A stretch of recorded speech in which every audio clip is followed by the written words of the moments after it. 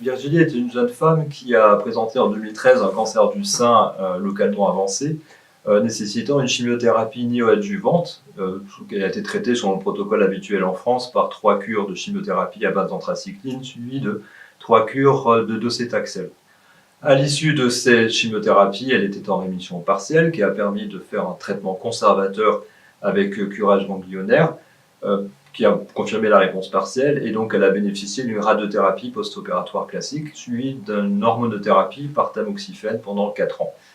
Au bout de 4 ans, elle a malheureusement présenté une première récidive sous forme d'une lymphangite pulmonaire associée à des métastases osseuses. Cette lymphangite était très symptomatique parce qu'elle n'arrivait plus à chanter, alors que c'est une chanteuse qui fait des spectacles. Les métastases osseuses n'étaient pas symptomatiques. Et je lui ai donc proposé une première ligne de chimiothérapie en phase métastatique par un protocole paclitaxel hebdomadaire qui est devenu le standard en France à l'heure actuelle.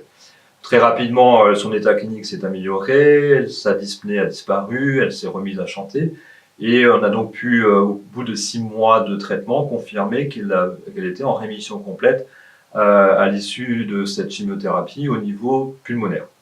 Pendant cette chimiothérapie, du fait de son jeune âge et de son évolution un peu particulière, je lui ai proposé le test OncoDNA, donc ce profilage génomique qui a un avantage, c'est que ça permet de prévoir l'avenir. Parce qu'en cancérologie, on sait très bien, notamment en cancer du sein, on a une bonne dizaine de thérapeutiques possibles, mais on ne sait jamais dans quel séquençage il faut les faire. Bien nous en a pris parce que au bout de 6 mois, malheureusement après la chimiothérapie, Virginie a présenté une deuxième rechute.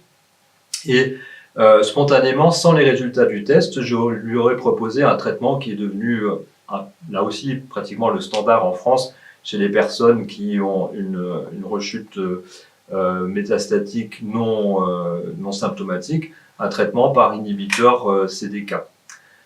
Le test avait montré en fait que, a priori, ce traitement ne pourrait pas fonctionner. Et donc, je suis passé directement à la deuxième ligne de traitement à base d'Afinitor, l'Eberolimus et fulvestrant. Et ça a fonctionné puisque les marqueurs ont diminué, les métastases ont à nouveau diminué, et ça a marché plutôt mieux que ce qu'on attend d'habitude puisque la survie sans rechute a été de 9 mois. Récemment, Virginie a à nouveau présenté des signes de lymphangite, et effectivement, les examens ont confirmé cette lymphangite. Et c'est grâce au test OncoDNA, de profilage, on a pu lui faire bénéficier d'une nouvelle thérapeutique qui est actuellement en France sous le statut d'ATU nominative, c'est-à-dire d'autorisation temporaire d'usage. C'est un médicament qu'on appelle un inhibiteur, donc une thérapie ciblée d'une autre voie qui s'appelle PIK3A. Et cette voie, en fait, est mutée dans le cas du profilage génomique de Virginie, comme ça l'est chez 50% des femmes a priori. Donc, plutôt que de lui faire une chimiothérapie qui aurait été l'étape ultérieure, après l'échec de Everolimus, eh bien, on a profité de cette ATU pour lui proposer ce traitement moderne.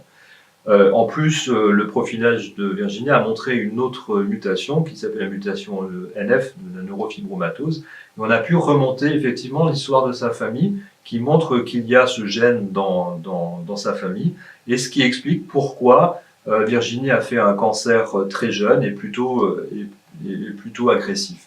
Donc l'intérêt de ce test, c'est à la fois de faire le profilage génomique, mais aussi de tester un certain nombre de traitements.